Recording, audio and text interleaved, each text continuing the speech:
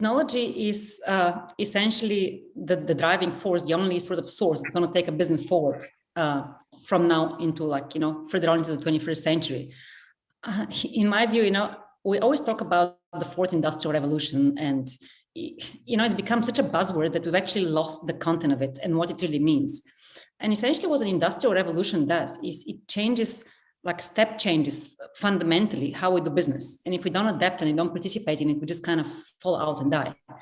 If you look at the initial sort of industrial revolutions of the gas and steam and electricity and automation, if you decide that you don't want to use electricity and you don't want to automate your factory and you still want to sew shirts by hand or whatever, it's fine, you're welcome to, but you would have never survived into the next sort of generation of industry and of business. And I think that's exactly what technology is doing right now. It is step changing the way people do business and the way people interact and the way industries operate. And if you don't participate and if you don't update your systems and you don't keep up with the change, you're simply not going to make it to the next level. And I suppose the biggest difference between, the sort of the past industrial revolutions and now is that technology's pace of change is so fundamental.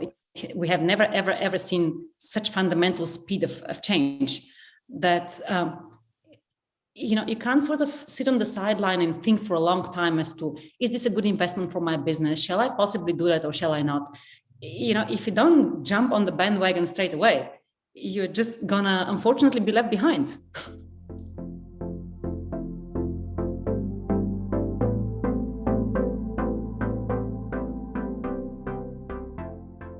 In ICT, I suppose in many industries, there is a skill shortage, but in ICT, it's again fundamental.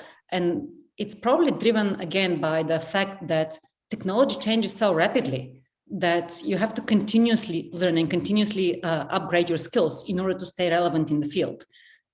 For example, if you, started to be a doctor, yes, of course, there's new sort of tools that you can use to, maybe diagnose problems easier, or, there's more new scanning techniques. But, essentially, if you understand the way the body works, you understand that.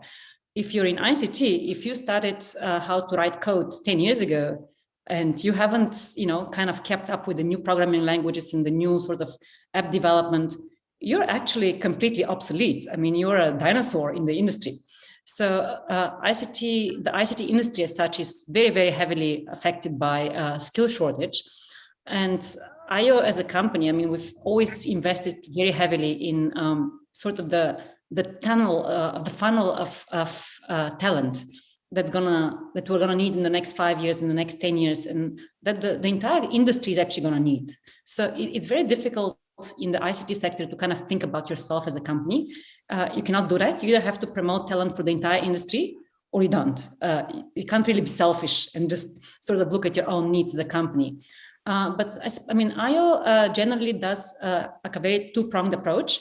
So we invest heavily in actual people. So we'll go to communities and younger sort of students, maybe in the formative ages of 11, 12, 13, who don't actually have access to technology, and sponsor their personal education. So they really do have access and they realize what this world that they're gonna be grown up into is gonna entail.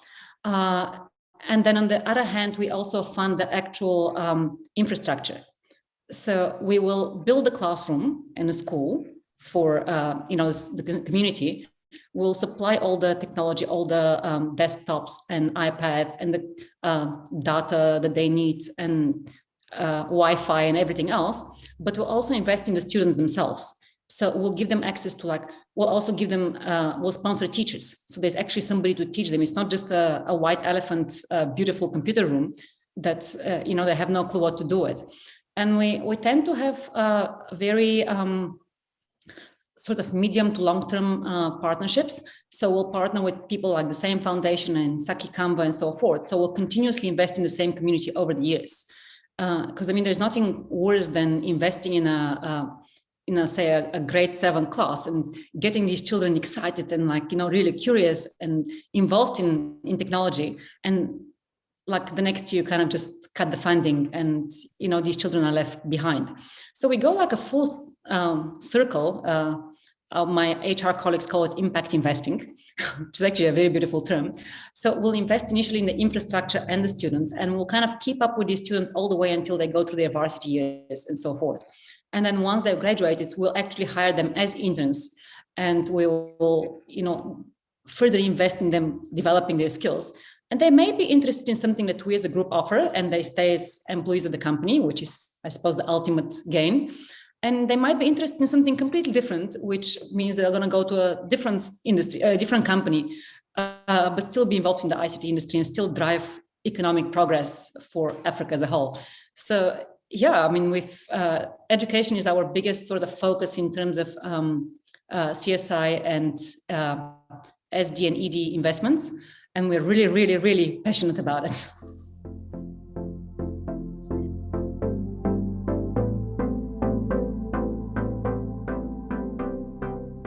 There's an African proverb that says it takes a village to raise a child.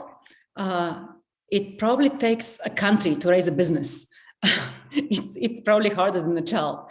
So I think, I mean, prior to joining Ayo, I was also running my own company for about 12 years. So I can speak from personal experience.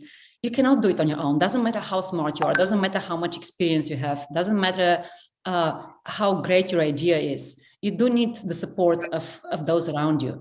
And, if it wasn't for specific people that helped me back in those days to step up on my feet and get the project I was involved with working, I don't think I have ever made the impact I have made. And, we as Ayo, we also fully understand that, the only way to drive economic growth in the country and to stimulate, the development is to invest in our technopreneurs and entrepreneurs.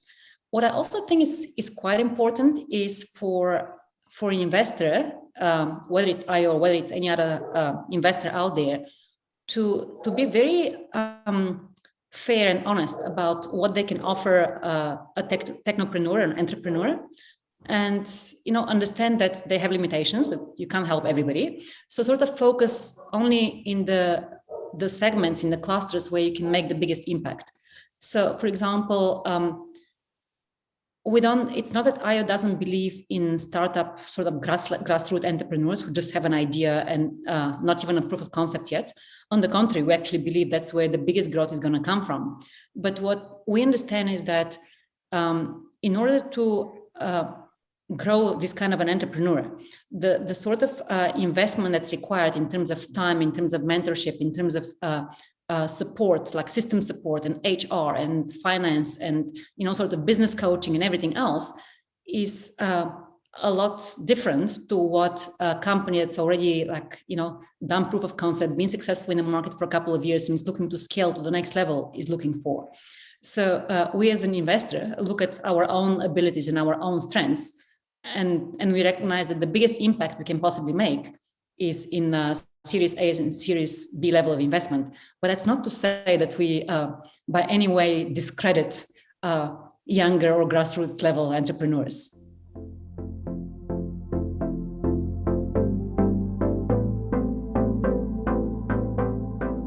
Innovation Summit is probably my favorite event. It has been for the last 15 years, even before I joined Ayo and before we started working with them.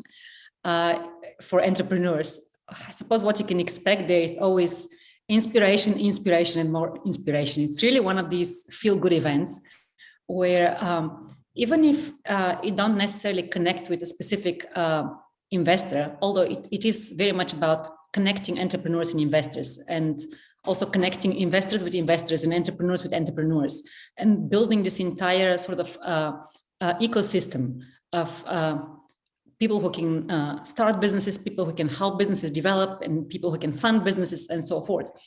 And I suppose the greatest thing about it is that it's always very, very exciting.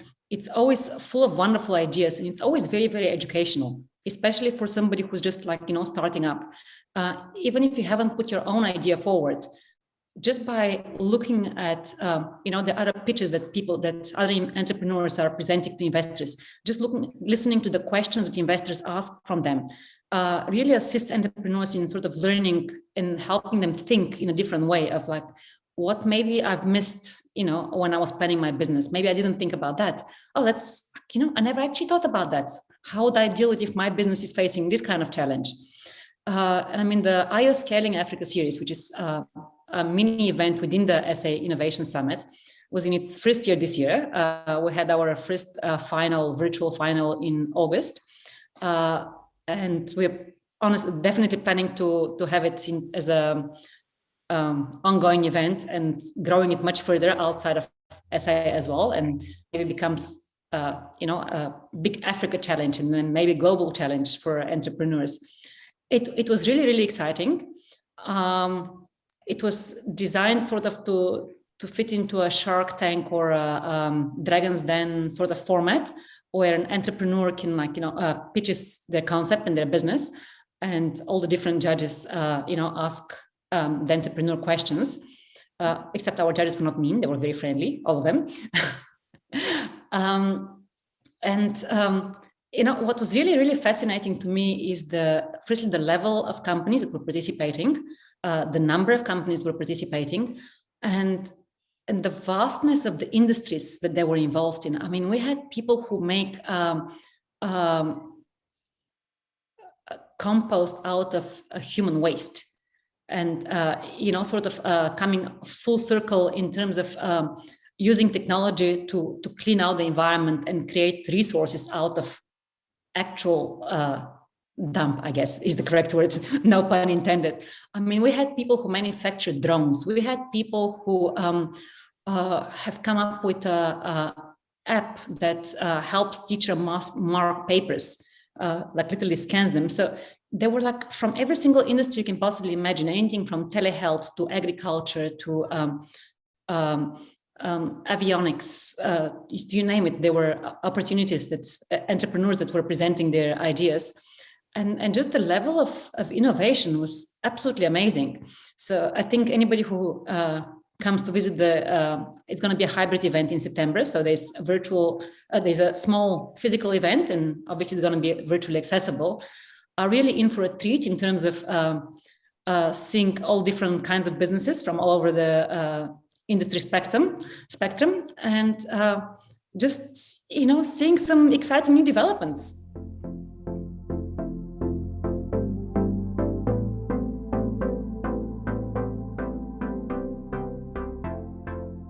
The silver lining about the pandemic when it comes to South Africa, because South Africans were very, how can I say, traditional, sort of slow to adapt, to accept the changes into digital, especially when it comes to retailing and e-commerce and, sort of doing business online.